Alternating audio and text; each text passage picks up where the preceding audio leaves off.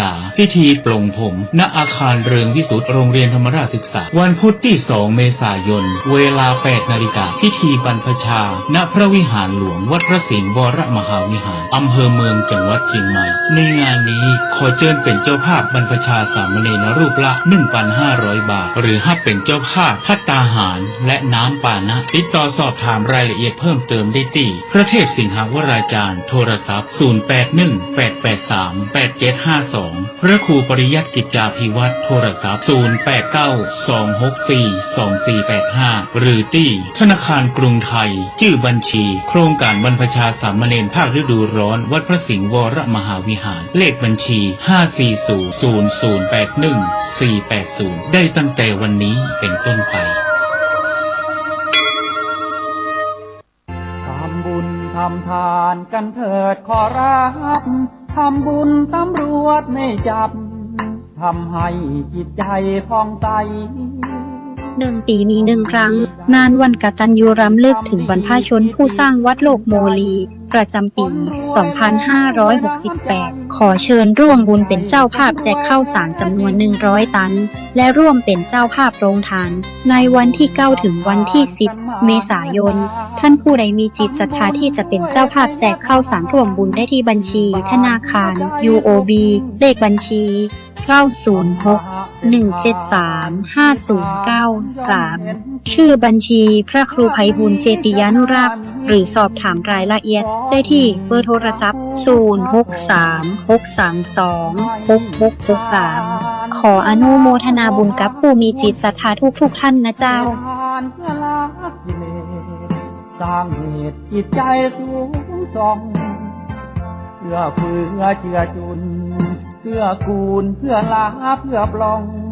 ทำบุญให้บุญนุนส่งไม่ลงพื้นอเวจีชานาทิสังกิเลสาธิ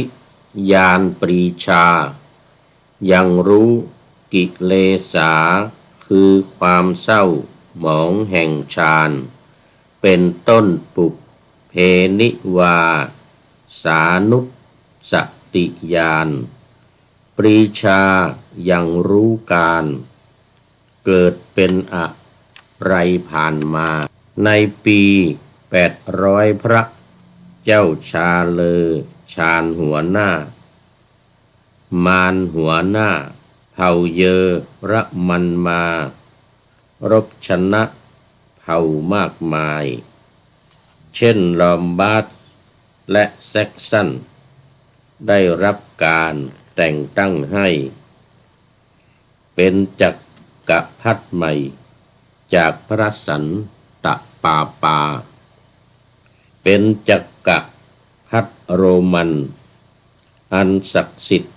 และสูงค่าคนแรกแห่งอาณาจักรของชาติเยอรมันขอถวายความนอบน้อมแด่พระรัตนตรัยมีพระพุทธเจ้าเป็นต้นขอถวายความเคารพพระมหาเถระพระเถรานุเถระเจ้าคณะพระสังฆาธิการทั่วโลกมีพระเดชพระคุณพระธรรมเสนาบดีรองเจ้าคณะภาค7วัดพระธาตุดอยสุเทพเป็นต้นและขออำนวยพรแด่ท่านผู้ฟังท่านผู้ชมสาธุชนพุทธบริษัททั้งหลายวันนี้รายการพระไตรปิฎกลอยฟ้าก็ลอยมาจากวัดพระธาตุดอยสุเทพเยอรมันเขตฮิวเชนบาร์กเมืองซีเกนประเทศเยอรมนีเหมือนเดิมออกอากาศทางสถานีวิทยุ5 แห่งคือสถานีวิทยุพระพุทธศาสนาแห่งชาติและจริยธรรมวัดพระธาตุดอยสุเทพมีพ่อครูวันลบนามวงพรหมเป็นผู้อำนวยการอาจารย์พระมหาประสิทธิ์ประสาธิโกเป็นหัวหน้าสถานีและอาตมาภาพ พระครูปริยัติยานุศาสตร์เป็นผู้บรรยายเวลา 23-24 นาฬิกา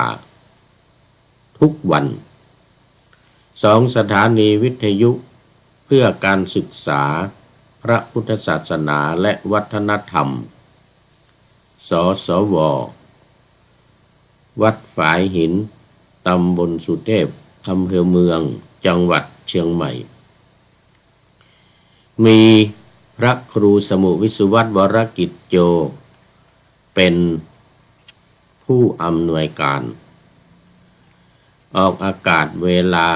8-9 นาฬิกาวันจันทร์ถึงวันศุกร์3 สถานีวิทยุคลื่นสีขาวเพื่อชาวประชาวัดปากทางเจริญอำเภอดอยหล่อจังหวัดเชียงใหม่มีท่านพระครูอภิวัตรวิกรมรองเจ้าคณะอำเภอดอยหล่อจังหวัดเชียงใหม่เป็นผู้อำนวยการออกอากาศเวลา 8-9 นาฬิกาทุกวัน4 สถานีวิทยุชุมชนคณะสงฆ์อำเภอฝางจังหวัดเชียงใหม่วัดพระพุทธบาทอุดมหรือน้ำบ่อสาวาอำเภอฝางจังหวัดเชียงใหม่มีพระเดชพระคุณพระครูสุจิตรานุรักษ์หลวงพ่อเจ้าคณะอำเภอฝางเป็นผู้อำนวยการออกอากาศเวลา 8-9 นาฬิกาทุกวันและสถานีที่ 5 คือสถานีวิทยุมจร.วิทยาลัยสงฆ์นครลำปางมีอาจารย์จิรศักดิ์ปันลำเป็นผู้อำนวยการออกอากาศเวลา 8-9 นาฬิกาทุกวันก็ขออนุโมทนาขอบคุณท่านผู้อำนวยการทุกสถานีที่ได้ให้ความร่วมมือนำเอารายการพระไตรปิฎกลอยฟ้าออกอากาศทางสถานีวิทยุลอยฟ้าไปเข้าสู่เครื่องรับของท่านผู้ฟังอย่างกว้างขวางทั้งในและต่างประเทศในโลกว่างั้นในโลก คือทางเฟซทางไลน์นี่ก็ไปทั่วโลกอยู่เหมือนกันแล้วก็ทาง YouTube ด้วยนี่ก็เข้าสู่ช่วงแรกของรายการตอนนี้รายการของผู้พูดนี่แบ่งเป็น2 ช่วงที่1กับช่วงที่2ช่วงที่1เป็นประวัติศาสตร์โลกช่วงที่2จึงเป็นธรรมะในพระไตรปิฎกและก็ถือว่าเป็นประวัติศาสตร์เหมือนกันทางพระพุทธศาสนาเรียกว่าประวัติศาสตร์ศาสนาก็ได้เพราะว่าจะได้นำเรื่องราวต่างๆในพระพุทธศาสนามาเล่าสู่กันฟังจากพระไตรปิฎกเอาละมาดูในช่วงแรกวันนี้ก็นำเสนอประวัติศาสตร์ของประเทศเยอรมนีนี้เป็นช่วงที่3ตอนที่3เกี่ยวกับพระเจ้าชาเลมานพระเจ้าจักรพรรดิชาวเยอรมันหรือจักรพรรดิแห่งชาติเยอรมัน เป็นท่านแรกแห่งจักรวรรดิโรมันอันศักดิ์สิทธิ์ที่ผ่านมาในตอนที่สองนั้นเราพูดถึงยุคก่อนประวัติศาสตร์ก็คือยุคก่อนจักรพรรดิพระเจ้าจักรพรรดิโรมันอันศักดิ์สิทธิ์นี้นับตั้งแต่ก่อนคริสตศักราช100 ปีมาจนถึงศตวรรษที่8คือผ่านไป7 ศตวรรษเริ่มเข้าสู่ศตวรรษที่8ก็เป็นเวลา 900 ปีคือก่อนคริสตศักราช100แล้วก็มาในช่วงแรกคือเริ่มคิดคริสตศักราชมาจนถึง500 ปีศตวรรษที่5นั้นกษัตริย์โรมันแห่งดินแดนประเทศเยอรมันออสเตรียอิตาลีฝรั่งเศสบริเวณนี้ทั้งหมดตอนนั้นมันยังไม่ได้แยกเป็นประเทศต่างๆอย่างนี้มันเป็นเพียงหัวเมืองต่างๆมีชนเผ่าต่างๆปกครองดูแลกันอยู่แล้วก็มีกษัตริย์อยู่ต้นราชวงศ์คือจูเลียสซีซ่าร์วงจูเลียสซีซ่าร์มาจนถึง5 ศตวรรษจนถึงครบ5 ศตวรรษขึ้นศตวรรษที่6 7 8นี่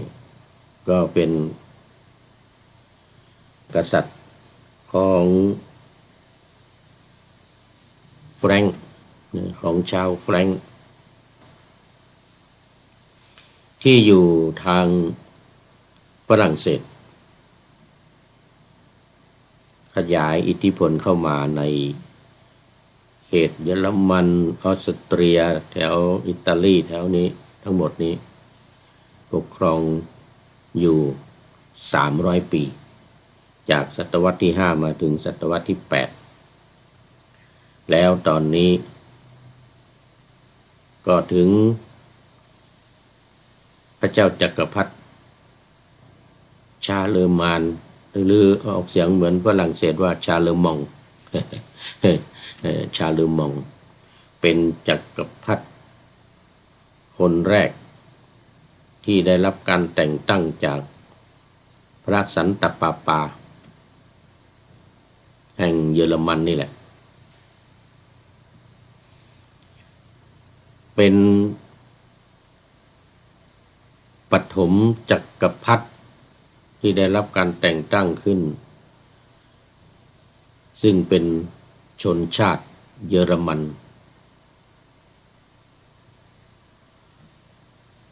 ในปี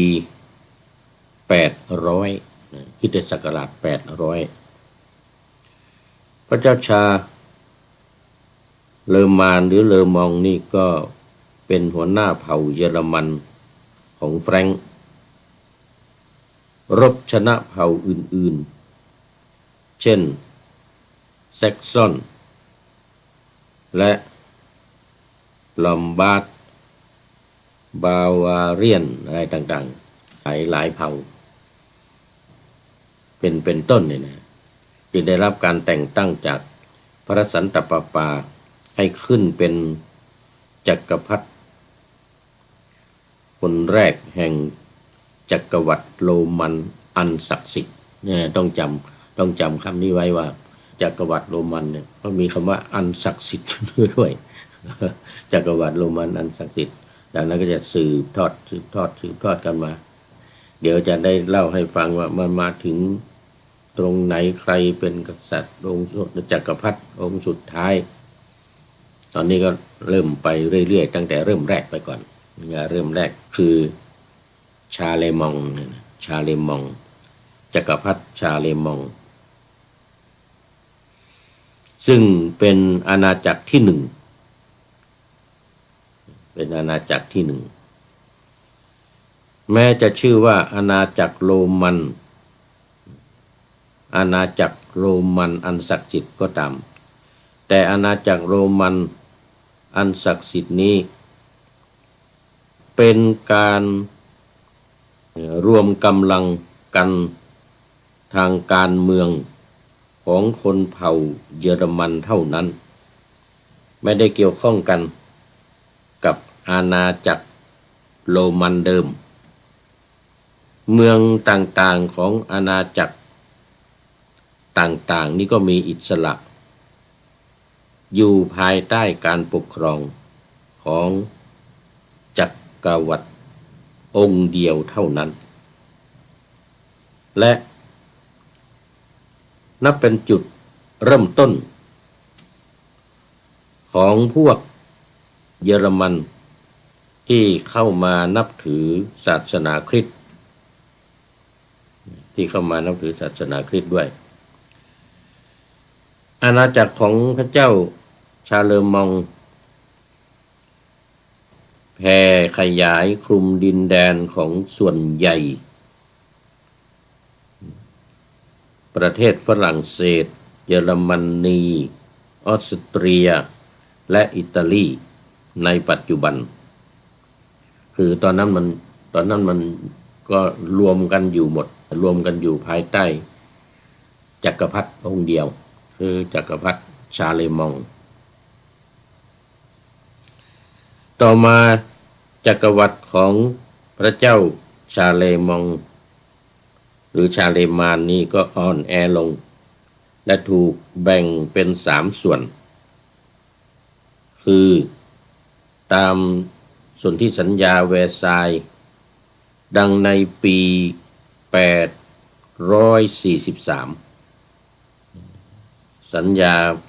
แวร์ดังเนี่ยในปี843ขอไปถ้าแวร์ซายน์นี่จะเป็นยุคหลังสงครามโลกครั้งที่2อันนี้เป็นชื่อของที่อะไรปราสาทพระราชวังแวร์ซายน์ที่ออสเตรียอันนี้ทำสัญญาวอร์ซอสัญญายุติสงครามกันเนี่ยเมื่อคราวสงครามโลกครั้งที่2แต่แวร์ดังสัญญาแวร์ดังนี่นู่นปี843คริสตศักราช843อาณาจักรแฟรงก์ทางตะวันออกจึงได้กลายเป็นเยอรมนีในปัจจุบันคือประเทศเยอรมนีและเป็นประเทศเยอรมนี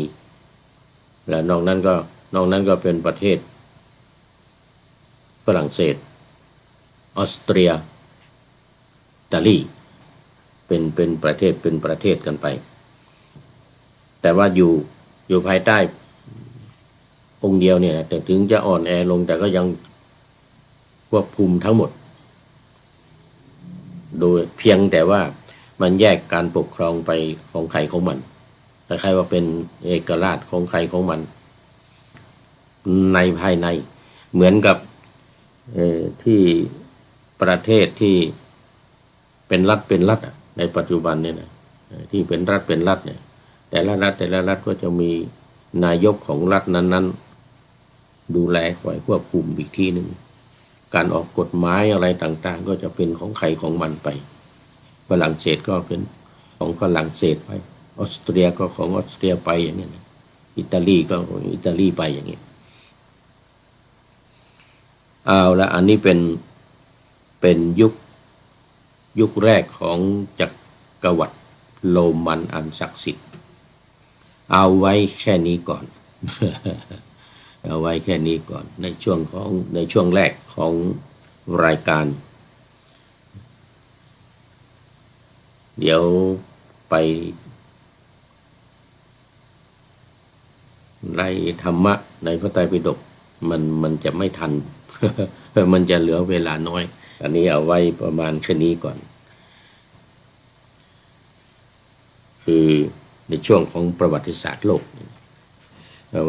ไว้แล้วก็เดี๋ยวพอขึ้นไปตอนใหม่ก็จะทบทวนตอนที่ผ่านมาเรื่อยไปแล้วก็จะไปสรุปอีกทีหนึ่งเมื่อจบของประเทศเยอรมนีก่อนจะขึ้นไปประเทศอื่นรวมทั้งประเทศไทยเราด้วยประวัติศาสตร์ต่างๆที่สำคัญนำมาเล่าสู่กันฟังแล้วช่วงนี้ก็เข้ามาสู่เนื้อหาของพระไตรปิฎกดังที่ได้ปะหน้าธรรมะไว้เป็นยังอยู่ในสูตรเดิมคือทัสสะพลสูตรว่าด้วยทศพลญาณคือญาณที่เป็นกำลังของพระพุทธเจ้าว่ามา2 วันนี้เป็นวันที่3แล้วเพราะว่ามันยาวเพราะว่าไปตามลำดับเมื่อวานนี้ก็ว่าไปได้อยู่6 ญาณคือ3 ญาณเมื่อวานนี้3 ญาณแล้วก็วันก่อนเมื่อวันศืนนั้น3 ญาณทีละ3 ญาณ แต่วันนี้ว่าจะให้ได้ครบหมดแล้วก็จะเริ่มเรื่องอื่นๆไปอีกเพราะว่าเดี๋ยวมันจะช้ามันจะไม่ทันจบ ผ่านมาในแต่ละสูตรที่มันสูตรยาวๆนี่มันก็จำเป็นต้องหลายวันหน่อยแต่ว่าถ้าสูตรสั้นนี่บางวันได้3 สูตร4 สูตรก็มีนะบางได้4 สูตรบางวันได้3 สูตรแต่สูตรนี่มันยาววันนี้มาญาณที่7 8 9เลย7 8 9หรือ10เลยเนี่ย7 8 9หรือ10เลยเราจะเอาให้จบญาณที่7นี้ญาณาทิสังกิเลสาธิญาณญาณาทิแล้วก็สังกิเลสาธิอาทินั่นเลยเป็นต้น เป็นปรีชาอย่างรู้กิเลสนั่นคือความเศร้าหมองแห่งฌานเป็นต้นนี่แหละคือความเศร้าหมองแห่งฌานนี้ก็คือฌาน4ฌาน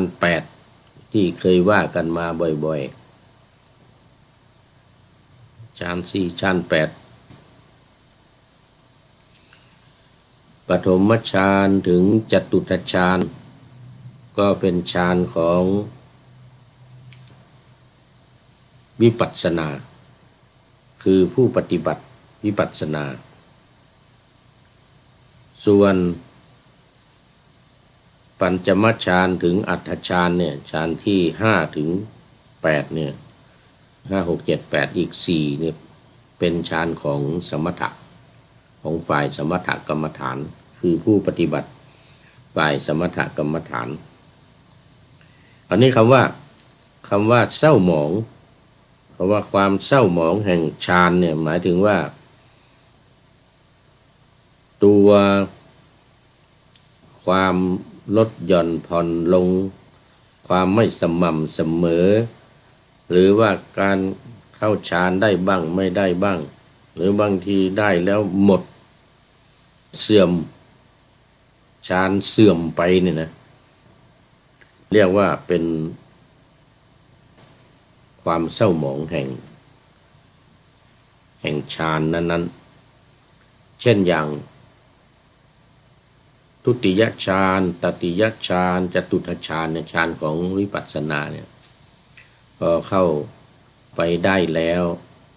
เกิดมันเสื่อมไปมันคลายไปเนี่ยมันเรียกว่ามันเศร้าหมองมันเศร้าหมอง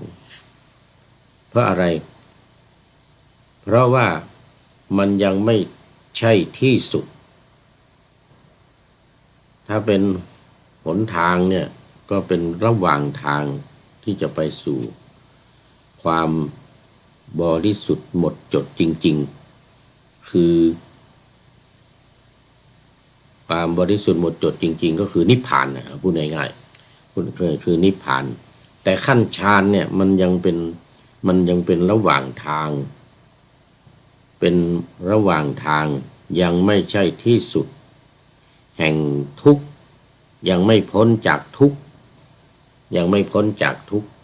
เพราะฉะนั้นมันก็ย่อมจะมีความเสื่อมความถอยความเปลี่ยนแปลงได้ไม่เหมือนอริยบุคคลขั้นตั้งแต่โสดาบันขึ้นไปนะโสดาบันสกทาคามีอนาคามีไปจนถึงอรหันต์เนี่ยอันนี้จะไม่มีการเปลี่ยนแปลงถ้าบรรลุแล้วก็มั่นคงแน่นอนเป็นโสดาบันก็ก้าวหน้าขึ้นไปเป็นสกทาคามีอนาคามีไปเรื่อยๆจนถึงอรหันต์ได้ไม่ถอยลงมาเช่นเป็นอนาคามีแล้วถอยมาเป็นสกทาคามีอย่างนี้ไม่มี อย่างนี้ไม่มีเป็นสกทาคามีแล้วถอยลงมาเป็นโสดาบันอย่างเงี้ยอันนี้ไม่มีการถอยมีความมั่นคงแต่ฌานเนี่ยยังมีเสื่อมได้ถอยได้เปลี่ยนแปลงได้ตัวอย่างเช่นพระเทวทัตที่ได้ฌานเนี่ยได้ฌานได้ฤทธิ์เข้าฌานได้แล้วเหาะเหินเดินอากาศได้ดำดินบินบนว่างั้นนะดำดินบินบนได้แต่มันเสื่อมได้มันหมดได้ พอมันเสื่อมพอฌานเสื่อมไปไหนไม่ได้แล้วต้องให้ลูกศิษย์หาม เหาะไม่ได้แล้วแสดงฤทธิ์ไม่ได้แล้วมันหมดได้เนี่ยมันเป็นถ้าจะว่าไปก็เป็นโลกิยะอยู่นะมันเป็นโลกิยะฌานส่วนคนที่ฌานจะไม่เสื่อมแต่สามารถเข้าออกหัวท้ายจากปฐมฌานไปถึงจตุตถฌานจากจตุตถฌานเข้าไปจนถึงอัฏฐฌานอันนั้นจะเป็นฌานของพระอริยะเป็นฌานที่ไม่เสื่อมเขาเรียกว่าโลกุตตรฌานหมายถึงว่ามันอันเดียวกันนี่แหละฌานอันเดียวกันนี่แหละแต่ว่าคนที่ได้ฌานเนี่ยเป็นอริยบุคคลเนี่ยคนที่ได้ฌานเป็นอริยบุคคลไม่ใช่ว่าคนยังเป็นปุถุชนเหมือนพระเทวทัตยังไม่ได้แม้แต่โสดาบันก็ยังไม่ได้นะยังเป็นปุถุชนอยู่แต่กรณีที่พระอริยบุคคลตั้งแต่โสดาบันขึ้นไปจนถึงอรหันต์เนี่ยที่มีฌานที่ได้ฌานนะก็จะไม่มีเสื่อมจะไม่มีเปลี่ยนแปลงนี่แหละว่าฌานของอริยบุคคลหรือโลกุตตรฌานขึ้นอยู่กับบุคคลผู้ที่ได้บรรลุฌานนั้นว่าเป็นขั้นไหนได้เข้าขั้นเป็นอริยบุคคลแล้วหรือยังขั้นอริยบุคคลนี้คือหมายถึงตั้งแต่โสดาบันขึ้นไปถ้าได้ฌานก็จะไม่เสื่อมแต่ในกรณีที่ยังเป็นปุถุชนเนี่ยยกตัวอย่างพระเทวทัตนี่เป็นต้นเนี่ยอันนี้ก็ยังมีการเสื่อมไปการถอยไปหรือเศร้าหมองได้ในอย่างที่ว่าเนี่ยอย่างในยานที่7เนี่ยยานที่7เป็นทศพลญาณเนี่ยนะในยานนี้ยังรู้นะพระพุทธองค์ทรงยังรู้แต่ว่าฌานของพระองค์เนี่ยไม่ได้เสื่อมนะ ไม่ได้เสื่อมไม่ได้ถอยไม่ได้เศร้าหมองอะไรแต่ยังรู้ว่าฌานของคนอื่นเนี่ยยังรู้ว่าฌานของคนอื่นเนี่ยมีการเสื่อมได้มีความเศร้าหมองได้อย่างเช่นพระองค์ทรงรู้ฌานของพระเทวทัตเนี่ยเพิ่งเป็นโลกิยฌานเนี่ยมันจะมีความเศร้าหมองได้มีเปลี่ยนแปลงได้นั่นเองเปลี่ยนแปลงได้มีเสื่อมได้มีเสื่อมได้เหมือนกับมีประวัติของฤาษีบางองค์ที่ได้ฌานเนี่ยแล้วเหาะมาบนอากาศผ่านปราสาทของพระเจ้าแผ่นดินเนี่ยแล้วได้เห็นวิสภาคารมวิสภาคารมก็คืออารมณ์ที่มันเป็นปฏิปักษ์ต่อฌานต่อศีลธรรมฌานที่ได้มาเนี่ยบังเอิญว่าท่านยังไม่ได้เป็นอริยบุคคลไม่ใช่ญาณฌานนั่นมันจึงไม่เป็น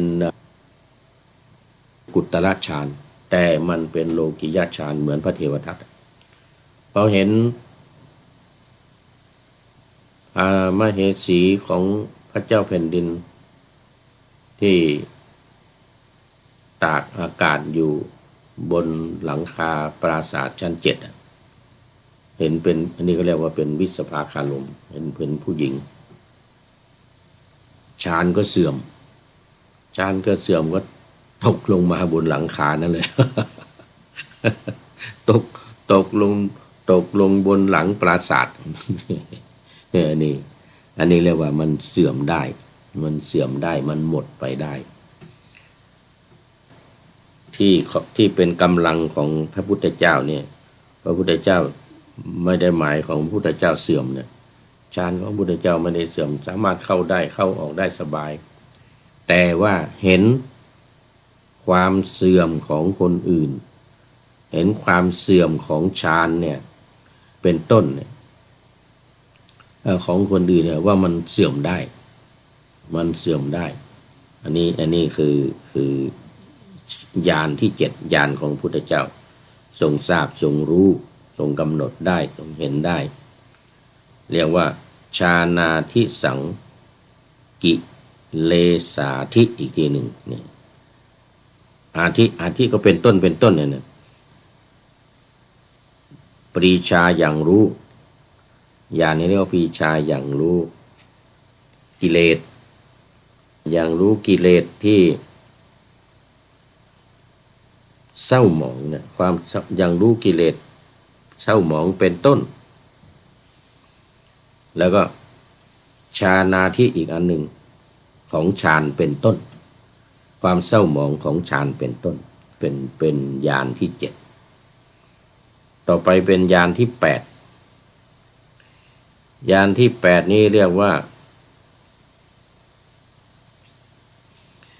ปุเพนิวาสา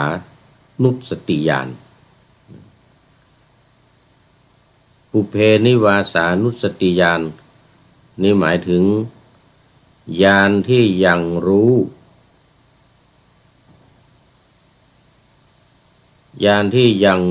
ถึงอดีตของตัวเองอย่างพระพุทธเจ้าเนี่ยอดีตชาติว่าชาติไหนเป็นอะไรชาติไหนเป็นอะไรเกิดเป็นอะไรปีเท่าไหร่ถอยไปตั้งแต่1ชาติ2ชาติ3ชาติไปจนถึงอสงไขยชาติ10อสงไขยชาติ20อสงไขยชาติที่เกิดในแต่ละชาติเนี่ยทรงทราบหมดทรงรู้หมดทรงเห็นหมดอย่างที่เคยเล่ามาบ่อยๆหลายครั้งเรื่องของปุเพนิวาสานุสติญาณของพระพุทธเจ้า ตั้งแต่สมัยที่ก่อน20อสงไขยที่เป็นในชาตินั้นที่เป็นกษัตรีเล่าบ่อยๆ ที่เป็นกษัตรีนะพี่ชายสละราชสมบัติออกบวชแล้วก็ได้เป็นพระปัจเจกพุทธเจ้าพระนางขึ้นเป็นพระพุทธเจ้าเราเนี่ยนะตอนนั้นเป็นผู้หญิงเป็นกษัตรีเป็นผู้หญิงก็ขึ้นเป็นกษัตรีแทนพี่ชายขึ้นเป็นกษัตรีแล้วก็ทรงอธิษฐานจะให้เป็นผู้ชายเนื่องจากว่าไป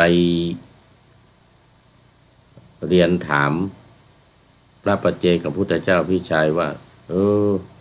ตัวเองก็อยากจะเป็นพระสัมมาสัมพุทธเจ้าบ้างตอนแรกจะเป็นพระปัจเจกอยากจะเป็นปัจเจกพุทธเจ้านี่แหละมันสบายดีมันสบายดีไม่ต้องทำอะไรไม่ต้องสอนใคร แต่พระปัจเจกพุทธเจ้าก็แนะนำว่าพี่ชายเนี่ยนะก็แนะนำว่าถ้าจะเป็นก็เป็นพระพุทธเจ้าที่เป็นสัมมาสัมพุทธเจ้าเลยสอนคนอื่นได้ด้วยตัวเองก็ได้บรรลุแล้วก็สอนคนอื่นได้ด้วยเรียกว่าสัมมาสัมพุทธเจ้าไม่ใช่ปัจเจกพุทธเจ้าเหมือนกันนะเป็นสัมมาสัมพุทธเจ้าแต่ว่าต้องอธิษฐานให้ได้เป็นผู้ชายก่อนถ้าเป็นผู้หญิงเนี่ยมันไม่สะดวกเวลาออกไปกลางป่ากลางดินนอนกลางดินกินกลางทรายไม่สะดวกผู้หญิงไม่สะดวกไม่เหมือนผู้ชาย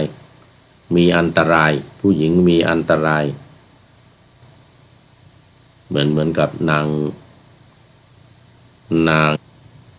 อุบลวรรณาเถรีภิกษุณีอุบลวรรณาเถรีที่ถูกข่มขืนนั้นอันตรายจะเป็นพระพุทธเจ้าหรือจะเป็นอะไรก็เป็นสภาพเป็นผู้หญิงอยู่มันอันตรายมันไม่ได้และตอนที่บำเพ็ญบารมีเนี่ยก็จะลำบากไม่สะดวกเหมือนเป็นผู้ชายยิ่งในชาติที่จะบรรลุเป็นพระพุทธเจ้าเนี่ยเพราะฉะนั้นไม่ได้ผู้หญิงนี้จะเป็นพระพุทธเจ้าไม่ได้เพราะฉะนั้นต้องผู้ชายเท่านั้นตั้งแต่เวลาฝึกบำเพ็ญสมาธิภาวนาอะไรต่างๆก็สะดวกสบายไม่เหมือนผู้หญิงจึงมีข้อจำกัดอยู่หลายอย่างเพราะนั้นเธอต้องอธิษฐานให้เป็นผู้ชายก่อนอันนี้ก็เลยต้องอธิษฐานให้เป็นผู้ชายอยู่500 ชาติ500 ชาติแล้วจึงได้เป็นผู้ชายได้เมื่อได้เป็นผู้ชายแล้วก็บำเพ็ญมาจนอีกนาน20อสงไขยแล้วก็อีก100,000 กับเนี่ย ทุกชาตินี่พุทธองค์จะรู้หมดเลยรู้ถอยหลังหมดเลยในอดีตเป็นอะไรมาบ้างเป็นนกกระจาบเลย ยกเว้นอย่างเดียวคือไม่เป็นหนอนนั่นแหละ พระพุทธเจ้านี่นะนอกนั้นเป็นหมดเป็นนกหนูหูปีกอะไรก็เป็นหมดแต่ก็เป็นแบบเป็นอันเนี้ยนะเขาเรียกว่าโพธิสัตว์เป็นโพธิสัตว์ได้ทุก อย่างเลยบำเพ็ญบารมีเนี่ยอย่างการให้ทานเนี่ยให้ทานเนี่ยโอ้สมัยเป็นพระเวสสันดรหรือสมัยอื่นๆพระพุทธเจ้าองค์อื่นๆนี่โอ้ยิ่งอาการหนักให้ลูกให้เมียให้ทรัพย์สมบัติอะไรต่างๆนี่นะทั้งลูกทั้งเมียแล้วก็สมัยที่ให้ชีวิตของตัวเองเนี่ยยอมตายเนี่ยสมัยที่ยอมตายเสียสละชีวิตของตัวเองเนี่ยนะอันนี้ยิ่งหนักเลยยิ่งหนัก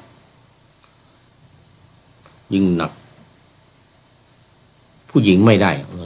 นั้นผู้หญิงไม่ได้ต้องเป็นผู้ชายเท่านั้นจึงจะทรหดอดทนลำบากตรากตรำทรหดอดทนลำบากตรากตรำในการเสียสละเนี่ยนะดังนั้นจึงสรุปว่าอุเพนิวาสานุสติญาณเนี่ยปรีชาอย่างรู้การเกิดเป็นอะไรในอดีตในอดีตชาติว่าเป็นอะไรมาบ้างอดีตชาติเป็นอะไรมาบ้างรู้หมดเป็นอะไรมาบ้างก็เลยรู้หมดฉะนั้นอุเพนิวาสานุสติญาณเนี่ยจึงเป็นกำลังอันยิ่งใหญ่ของพระพุทธเจ้านี่เป็นที่8ต่อไปที่9เป็นอาสวัคยญาณปรีชาอย่างรู้ว่าอาสวะกิเลสทั้งหลายหมดแล้วยังรู้ว่ากิเลสหมดแล้วกิเลสทั้ง3อย่างคือราคะโทสะโมหะหมดอย่างเงี้ยอันนี้อย่างรู้ว่ามันหมดแล้วก็สังโยชน์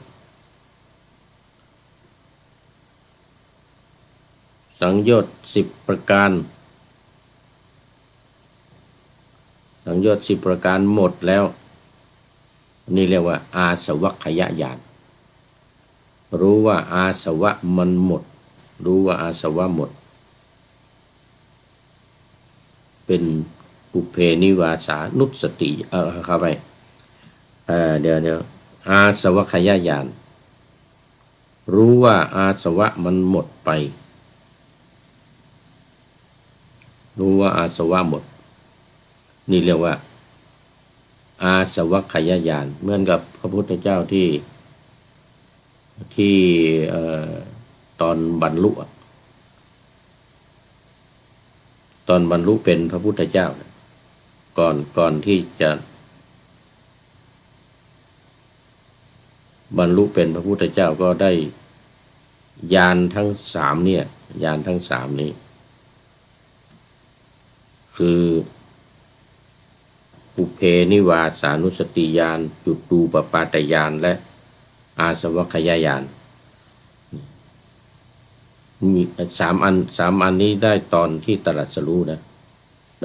ตอนที่ตรัสรู้ส่วน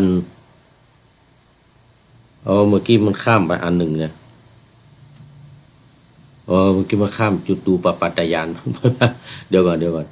ที่8อุเพนิวาสานุสติญาณส่วนที่9นี่จุตูปปาตญาณก่อนถูกละลืมไป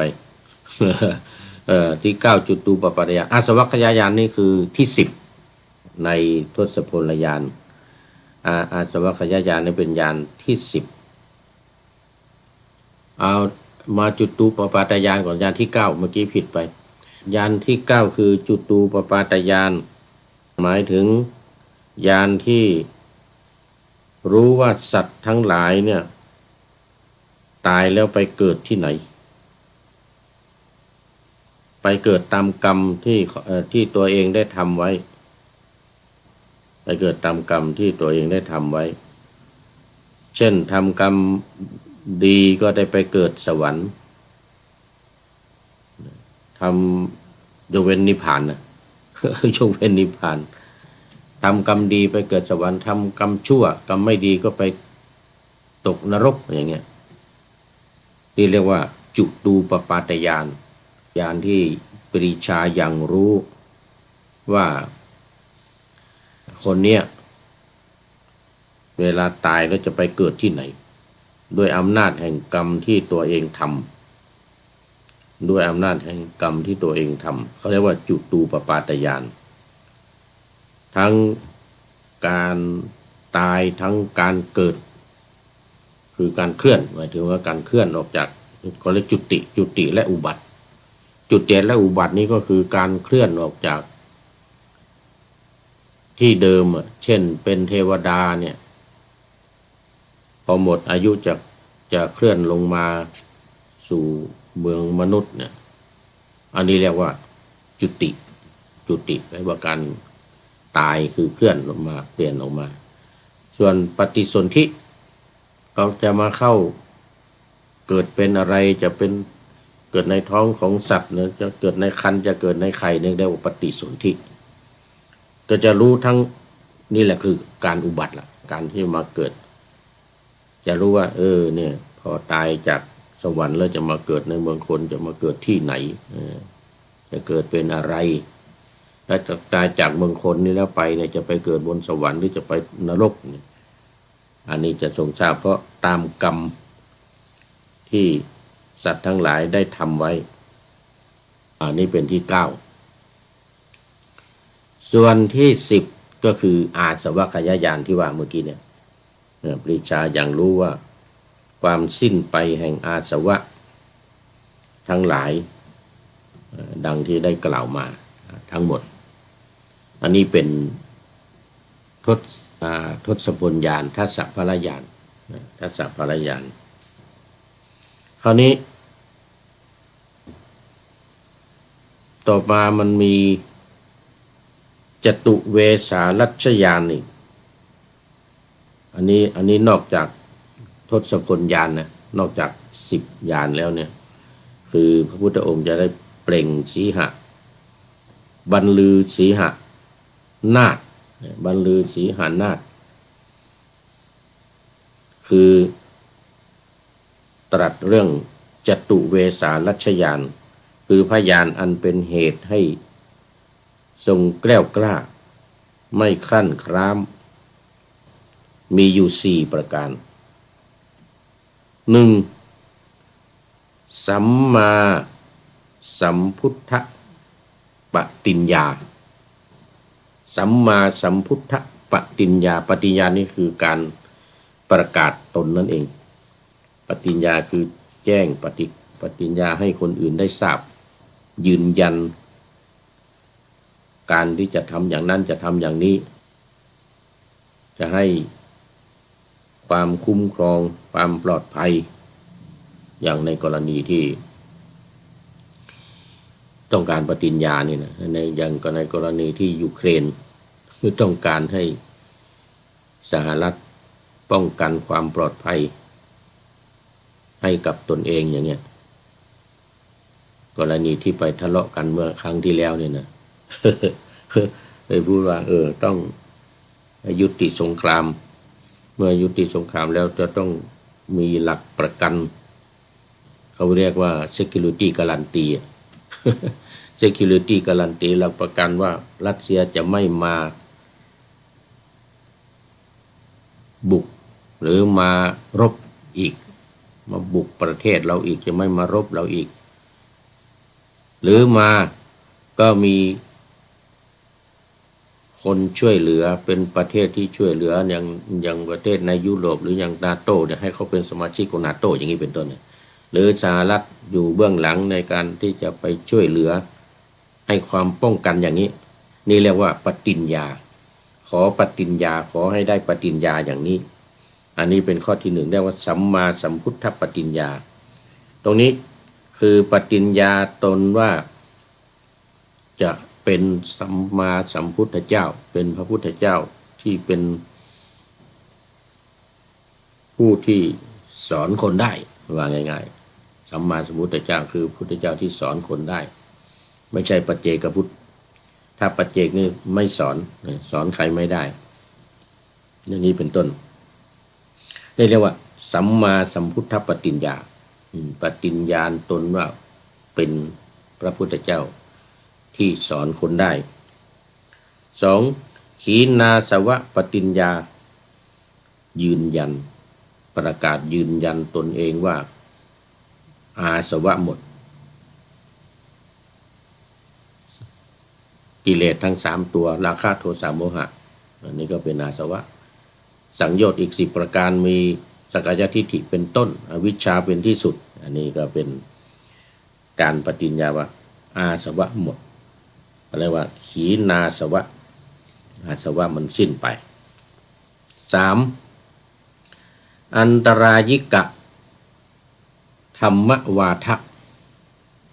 อันตรายิกะธรรมวาทะนี่ยังไงก็คือคำพูดว่าการกล่าวธรรมการกล่าวธรรมที่เป็น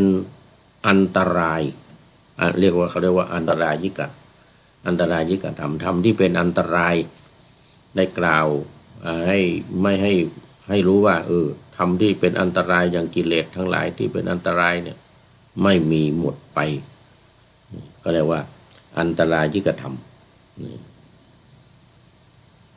สุดท้ายที่4นิยานิกธรรมเทศนาแสดงธรรมอันเป็นนิยามธรรมอันเป็นกฎเกณฑ์กฎธรรมชาติกฎที่ตายตัวเนี่ยก็เรียกธรรมนิยามคืออนิจจังทุกขังอนัตตาเนี่ยพูดถึงเรื่องทุกข์เท่านั้นเกิดขึ้นทุกข์เท่านั้นตั้งอยู่ทุกข์เท่านั้นดับไปอย่างเงี้ยนี่เขาเรียกว่าเป็นนิยานิกธรรมนิยานิกธรรมธรรมอันเป็นไปตามธรรมชาติธรรมที่มันต้องเป็นอย่างนั้นไม่เป็นอย่างนั้นไม่ได้อันนี้ก็เรียกว่าตัทธตาหรืออวิตัทธตาเนี่ยอันนี้เขาเรียกว่า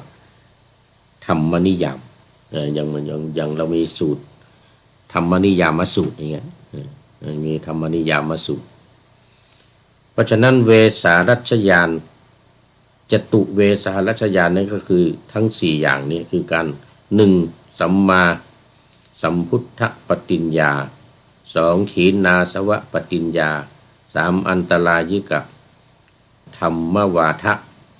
และ4นิยานิกะธรรมเทศนาเอาละดูไปดูมาวันนี้เวลาหมดพอดี ได้ว่าทศพลญาณข้อที่7 8 9 10อีก4ข้อ7 8 9 10ที่ว่ามา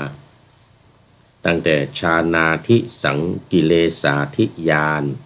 ปิชายังรู้กิเลสคือความเศร้าหมองแห่งฌานเป็นต้น8ปุเพนิวาสานุสติญาณรู้ในอดีตว่าเป็นอะไรมาเกิดเป็นอะไรบ้างทุกชาติ9จุตูปปาตญาณรู้ว่าสัตว์ทั้งหลายตายแล้วไปเกิดที่ไหนตามอำนาจแห่งกรรมของตนแล้วก็10อาสวัคยญาณรู้ว่าอาสวะของตัวเองหมดไปทั้งกิเลสทั้งอะไรสังโยชน์ทั้งหลายหมดไปอันนี้เรียกว่าทศพลญาณแล้ววันนี้มีเพิ่มมาอีก4ก็คือที่พระพุทธองค์ทรงเปล่งทรง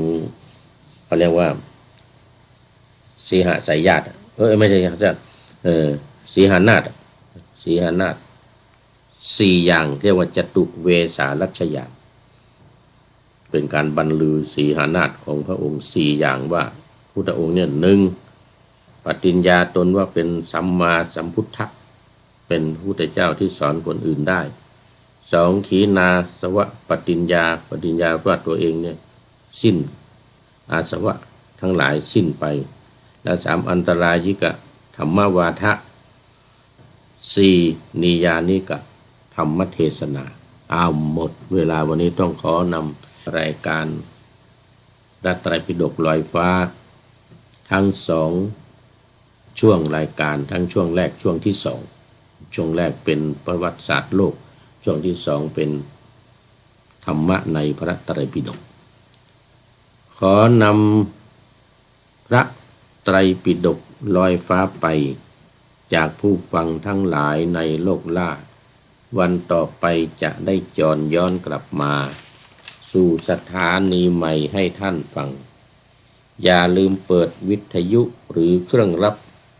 โทรศัพท์โมบายคอมพิวเตอร์ผัง YouTube เฟซเพจไลน์ให้ดังๆเพื่อชมฟังรายการวันต่อไปขอทุกท่านมีความสุขทุกคืนวันนำธรรมะประกอบการงานทั้งหลาย